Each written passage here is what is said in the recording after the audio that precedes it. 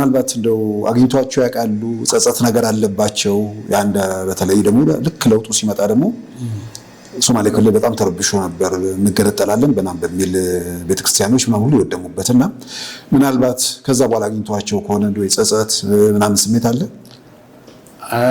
መጀመሪያ መጨረሻ ላይ ያነሳው ጉዳይ በሶማሌ ክልል ላይ አብዲሌ በሰብአዊ መብት ላይ ረገጣ ላይ እና የገደላቸው ብዙ ሰዎች ስላሉ በዛ ምክንያት ተጠያቂ እንዳይሆን ሶማሌ ክልል ወክሎ አይደለም አብዲሌ የመጣው፣ በአንድ ብክ ነው የመጣው። በቲፒኤልኤፍ አማካይነት ኳርተር ነው ያመጡትና ተመርጠው ይህንን ሰው የሶማሌ ህዝብን ጥያቄ ይጨቆንልናል፣ ይገዛልናል፣ የገዛ ሰው እየገደለ ያስተምራቸዋል ወይም ልክ ያስገባቸዋል የሚል ሀሳብ ስለነበራቸው ነው ከመጥፎ መርጠው ያመጡት። እና ያ ማለት መጨረሻ ላይ ጊዜው ሲደርስና ከለውጡ በኋላ የነበረው አመራር አብዲሌ እዚህ መምጣት አለበት፣ የተፈጠረው ሰብአዊ መብት ጥሰቶችን ተጠያቂ መሆን አለበት ተብሎ ሲጠየቅ ያን ጊዜ ነው እኔ እገነጥላለሁ።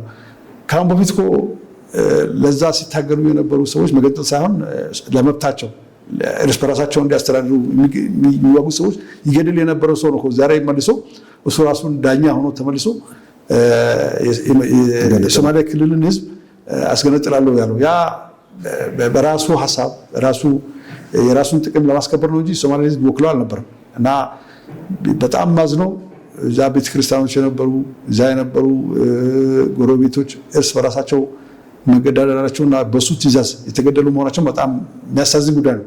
እና ይሄ ጉዳይ ታሪክ መቼም አይረሳውም፣ እንደተወቀሰ ነው የሚኖረው።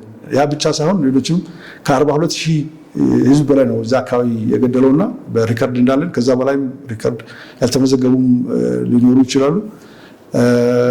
ከዛ ወዲህ ሁለተኛው ጥያቄ ላይ ሲመለስ አብዲሌ ጸጸት አለው የሚለውን አይ ዶንት ቲንክ ከስህተቱ የተማረ አይመስለኝም። የዛሬ 1 ዓመት ነው ከእስር ቤት የተለቀቀው። ከ1 ዓመት በፊት ነው እስር ቤት የተለቀቀው። አንደኛ ቀን በጣም ሆይ ነበር። ብዙ ሰዎች እሱ ጋር መጥተው አብዲሌ ተፈታ፣ አንድ እንትን ይባላል የዚህ ስቶክሆልም ሲንድሮም ይባላል። እና ስቶክሆልም ሲንድሮም ማለት የጨቆነ የገዛ የበዘበዘ ሰው እንድትወድ ያደርጋልና የተወሰኑ ሰዎች እንደዛ ስል ብዙ ሰዎች አሉ ማለት አለ፣ ግን ብዙ ሰው የለውም። ነገር ግን የተወሰኑ ሰዎች ሆይ ብሎ እሱ በመለቀቁ ምክንያት የኢትዮጵያ ፖለቲካ ሁኔታ ተቀይሯል፣ ከመንግስት ጋር ተነጋግሯል የሚል የተሳሳተ መረጃ አግኝቶ እሱ ጋር ሄደው ነበሩና ብዙ ውዝግቦች ነበሩ። ሚዲያ ላይ የተለያዩ ሶማሊኛ ፕሮግራም ቀርቦ እሱም ራሱና ሌሎች በሱ አካባቢ በሱ ዙሪያ የነበሩ ሰዎች አብዲሌ ተፈታ፣ እንኳን ተፈታ፣ ጥሩ አመራር ነበር የሚል ሲያስተጋቡ ነበር። ሁለተኛ ቀን ላይ ደወለልኝና እንደዚህ አፉን ይባባል ብሎ ደወለልኝ። ይቅር እንባባል ማለት ነው። እና እንኳን ያው ረመዳን ስለነበረ ምንም በአንተ ላይ ያደረስኩት ነገር የለም፣ አንተ በቤተሰቦቼ ላይ እና በሶማሌ ክልል ላይ ይልቁኑ ህዝቡን ብትጠይቅ ይሻላል እኔ ከምትጠይቀኝ አልኩትና እንደዛ ስንባባል እንገናኝ እስቲ አለኝ። እሺ አልኩት። ነገር ግን መከርኩት። ይሄ አሁን ሚዲያ ላይ የምትወጣው እነዚህ ሰዎች ጥቂት ሰዎች አንተን የሚያጨበጭቡልን በኋላ ላይ በዓለም ደረጃም ጋዜጣዊ መግለጫዎች ወጥቷል። አምነስቲ ኢንተርናሽናል ጋዜጣዊ መግለጫ ወጥቷል። መፈታታቸውን ተቃውሟል። ሁማን ራይትስ ዎችም እንደዚሁ። ስለዚህ በዓለም ደረጃ የምትፈለግ ሰው ስለሆንክ መንግስት ምህረት ማድረጉ ትልቅ ነገር ነው። እኔም እደግፋለሁ መንግስትን ምህረት ማድረጉ። ነገር ግን በሚዲያ ላይ ወጥተህ ህዝብን ይቅርታ መጠየቅ አለብህ ብዬ መከርኩት። እሺ ብሎ ተቀበለ።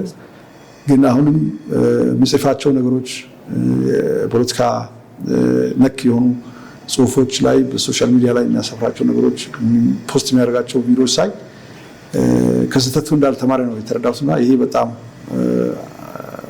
አሳሳቢ ጉዳይ ነው።